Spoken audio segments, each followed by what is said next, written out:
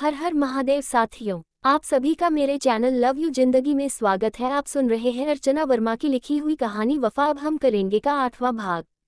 बीते हुए दिनों की यादें इतनी कड़वी थी कि रणविजय का दिल डूब रहा था। उसकी बेटी, उसकी जिंदगी ना जाने कहाँ और किस हाल में होगी। बेटी से बिछड़ने के दर्द की एक लहर ने रणविजय को अपनी चपेट में ले रखा था। आदित्य के गले से लगा हुआ रणविजय किसी तरह से अपने इस बेकाबू दिल को शांत करने की कोशिश में लगा हुआ था। आंखों में भर रहे आंसू को अंदर धकेलने का प्रयास कर रहा था। तभी अचानक रणविजय को ऐसा लगा कि किसी ने उसका पैर पकड़कर खींचा। रणविजय आदित्य से अलग होकर नीचे देखने लगा। वहां एक खूबसूरत मासूम सी 4 साल की लड़की रणविजय का पैंट पकड़कर खींच रही थी। रणविजय ने झुककर उसे गोद में उठा लिया। क्या है बेटा? अंकल, मुझे वह परी ड्रेस चाहिए थी, पर वह अंकल बोल रहे हैं कि वह ड्रेस आपने ले ली। मुझे वह ड्रेस चाहिए, लड़की ने उस फ्रॉक की तरफ इशारा करते हुए कहा। रणविजय ने सेल्समैन को वो ड्रेस उस बच्ची को दे देने के लिए कहा। तब तक उस बच्ची की माँ भी वहां आ गई थी। सॉरी सर, ये बहुत जिद्दी है। जो चीज़ एक बार पसंद कर लेती है, इसे वही चीज़ चाहिए होती है। उस महिला ने अपनी बेटी को समझाना चाहा। बेटा, अंकल ने अपनी बेटी के लिए लिया है, आप इस तरह से नहीं कर सकते। चलिए हम आपके लिए दूसरा ले लेते हैं। नो नो, इट्स ओके, वैसे भी यह ड्रेस मेरे किसी काम के लायक नहीं, रणविजय ने महिला से कहा और बच्ची के सर पर हाथ फेरते हुए वहां से बाहर निकल गया।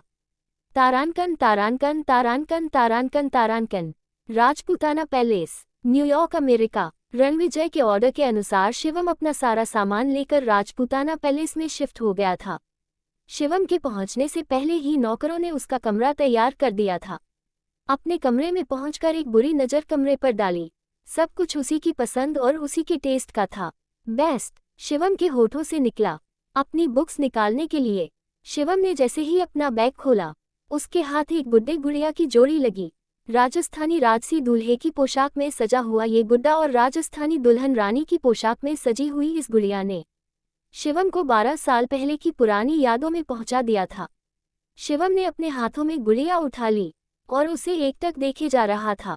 दिमाग में पुरानी यादें किसी फिल्म की तरह चल रही थी। फ्लैशबैक, मुझे भी खेलना है। एक गुड़िया जैसी मासूम सी करीब 3 साल की लड़की अपने दोनों हाथों में अपनी गुड़िया पकड़े हुए अपनी सहेलियों के पास आकर बोली। उसकी सारी सहेलियां घर घर खेल रही थी और आज उन लोगों की गुड़िया की शादी भी थी। सबकी गुड़िया को लगभग पार्टनर मिल गए थे। अब ये छोटी सी लड़की चुपचाप अपनी गुड़िया पकड़कर वहीं खड़ी थी। वैसे इस मासूम सी लड़की का नाम शिवी था और वह खेल रही बाकी लड़कियों से छोटी भी थी। बाकी लड़कियों की उम्र 5 साल से ऊपर थी।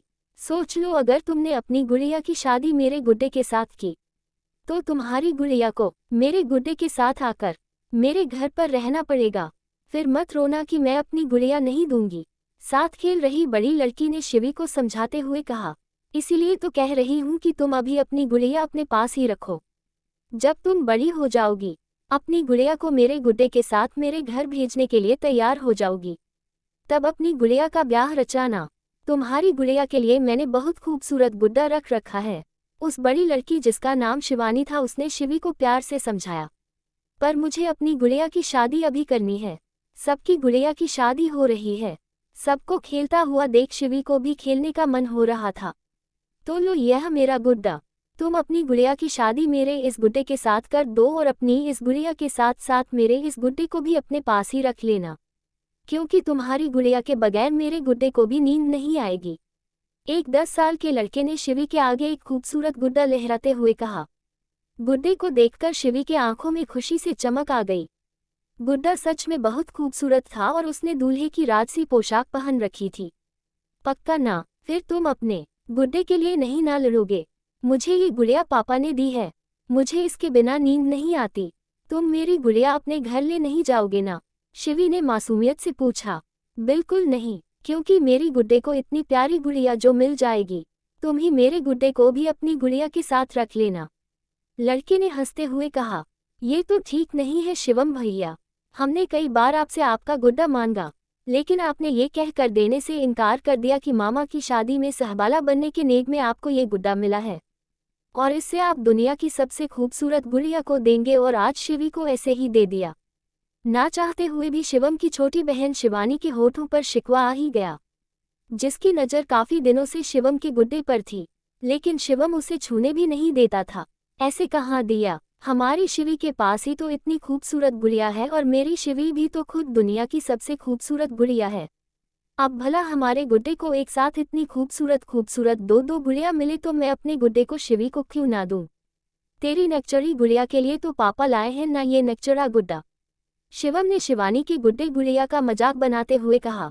शिवम भैया, ये ज्यादा हो रहा है। अपना गुड्डा नहीं देना है तो मत दो, पर मेरे गुड्डे और गुड़िया को ऐसे मत बोलो, मैं पापा से बोल दूंगी। शिवानी ने गुस्से में शिवम से कहा। जाकर बोल देना, मेरा गुड्डा तो शिवी की गुड़िया के पास ही जाएगा।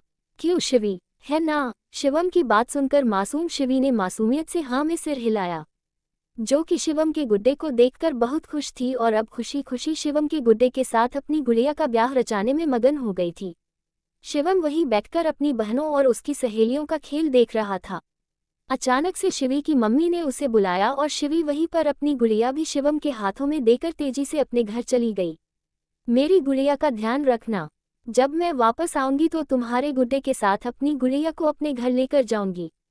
जाती हुई शिवी ने याद से शिवम को अपनी गुड़िया का ध्यान रखने के लिए कहा था। गुड्डे गुड़िया का ये ब्याह आधा ही रह गया था।